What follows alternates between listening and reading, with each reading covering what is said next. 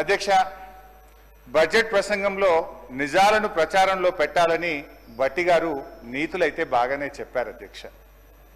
భట్టి గారు ఈ సంవత్సరం ప్రవేశపెట్టిన బడ్జెటు గట్టి బడ్జెటా వట్టి బడ్జెటా అనేది పరిశీలించే ముందు ఒక్కసారి గత సంవత్సరం భట్టి గారు పెట్టినటువంటి బడ్జెట్ను ఒక్కసారి సమీక్షించుకుందాం. Before we go to this year ఒకసారి లాస్ట్ ఇయర్ భట్టి గారు పెట్టినటువంటి బడ్జెట్ ఎలా ఉంది దాన్ని సమీక్షించుకొని నేను ఈ సంవత్సరం బడ్జెట్లోకి వస్తాను అధ్యక్ష. వారు అప్పుడు ఏమన్నారంటే అధ్యక్ష, భట్టి గారు మీద ప్రసంగం ఉందా లాస్ట్ ఇయర్ది పంపాలి నా కాపీ, నాది మొత్తం మీ ప్రసంగంలో నుంచే నా స్పీచ్ ఉంటుంది, పంపంటే ఒక కాపీ పంపుతారు, రెండు తెచ్చుకున్నా. అధ్యక్ష, భట్టి గారు గత బడ్జెట్లో పోయినసారి ఇదే సభలో చదివినప్పుడు ఏం చెప్పారంటే అధ్యక్ష, పేజ్ నెంబర్ 6, 10 ఏళ్ల తర్వాత వాస్తవానికి దగ్గరగా ప్రణాళికాబద్ధమైన బడ్జెట్ను తొలిసారిగా మా ప్రభుత్వం శాసనసభలో ప్రవేశపెట్టింది అని అన్నారు అధ్యక్ష. ఇది అబద్ధమా నిజమా ఇప్పుడే తేల్చేద్దాం. గత బడ్జెట్లో 2,91,159 కోట్లని గొప్పగా చెప్పుకున్నారు.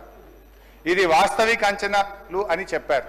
నేను ఆ రోజే చెప్పాను అధ్యక్ష, ఇది అవాస్తవిక అంచనాలు, ఇది రీచ్ కాదు అని చెప్పి నేను ఆ రోజే ఈ సభలో చెప్పాను అధ్యక్ష. ఇవాళ రివైజ్డ్ ఎస్టిమేట్లో ఏం పెట్టారు అధ్యక్ష, 27,000 కోట్లు తక్కువ చేసి చూపారు.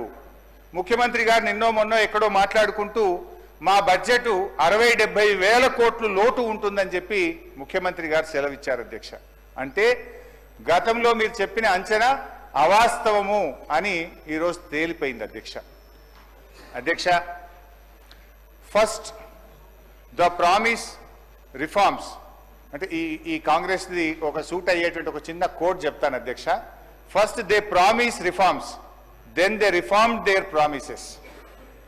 అధ్యక్ష, పైన చెప్పిన కొటేషన్ ఎవరు చెప్పిండ్రో కానీ ఇది కాంగ్రెస్ పార్టీకి బాగా సూట్ అవుతుంది అధ్యక్ష.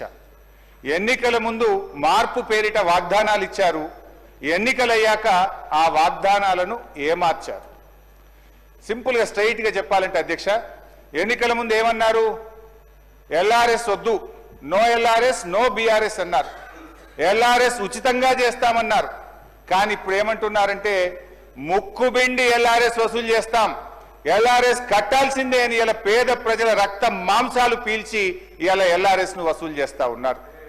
రెండవది అధ్యక్ష, ఆనాడు భట్టి గారు, సీతక్క గారు, ఉత్తమ్ కుమార్ రెడ్డి గారు ఫార్మాసిటీకి మేము భూములు సేకరిస్తా ఉంటే ఆ రోజు అక్కడ పాదయాత్ర చేసి పచ్చడి భూములు ఎలా తీసుకుంటారు, మా ప్రభుత్వం అధికారంలోకి వస్తే ఫార్మాసిటీ భూములు తిరిగి వాపస్ ఇస్తాము అన్నారు.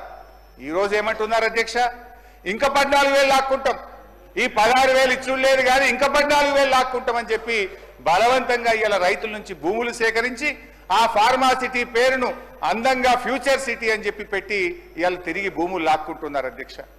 ఆనాడు ప్రభుత్వ భూములు అమ్మితే, నిరర్ధకమైన ఆస్తులు అమ్మితే ప్రభుత్వ భూములు ఎట్లా అమ్ముతారు, ఇది పెద్దలిచ్చిన ఆస్తి, రేపు బొందబెట్టనికి జాగుంటదని గంభీరమైన ఉపన్యాసాలు చేశారు. ఇవాళ ఏమంటున్నారు, బరాబర్ భూములు అమ్ముతామంటున్నారు. ఇవాళ 30,000 కోట్ల రూపాయల భూములు అమ్మకానికి పెట్టినారు అధ్యక్ష. అంటే అప్పుడేమో they promised reforms, now they reformed their promises. ఈ రకంగా ఉంది అధ్యక్ష. ఇకపోతే అధ్యక్ష, గత సంవత్సరం బడ్జెట్లో చెప్పిన కొన్ని విషయాలు పరిశీలిద్దాం. పేజ్ నెంబర్ 15 అధ్యక్ష, పోయినసారి భట్టి గారు చెప్పినటువంటి బడ్జెట్లో పేజ్ 15 భట్టి గారు చూసుకోండి. పేజ్ 15లో ఏమన్నారంటే అధ్యక్ష, రైతుకు నిజమైన మేలు జరగాలనే ఉద్దేశంతో మా ప్రభుత్వం ఒక్కసారి 31,000 కోట్ల రుణమాఫీ చేయాలని సంకల్పించింది. ఇప్పటికే ఇచ్చిన మాట ప్రకారంగా 2 లక్షల రుణమాఫీకి అవసరమైన 31,000 కోట్ల రూపాయలను సమీకరించుకున్నాం. అంటే డబ్బులు రెడీ పెట్టుకున్నాం. ఈసారి బడ్జెట్లో ఏం చెప్పిన అధ్యక్ష, 20,000 కోట్లు మాత్రమే చేశారు అని చెప్తున్నారు అధ్యక్ష. పోనీ మిగతాది ఎప్పట్లోగా చేస్తారో చెప్పడం లేదు అధ్యక్ష. ఇంకా ఆ ఉపన్యాసంలో భట్టి గారు ఎంత దూరం పోయి మమ్మల్ని విమర్శించిందంటే అధ్యక్ష, సిగ్గుచేట అధ్యక్ష.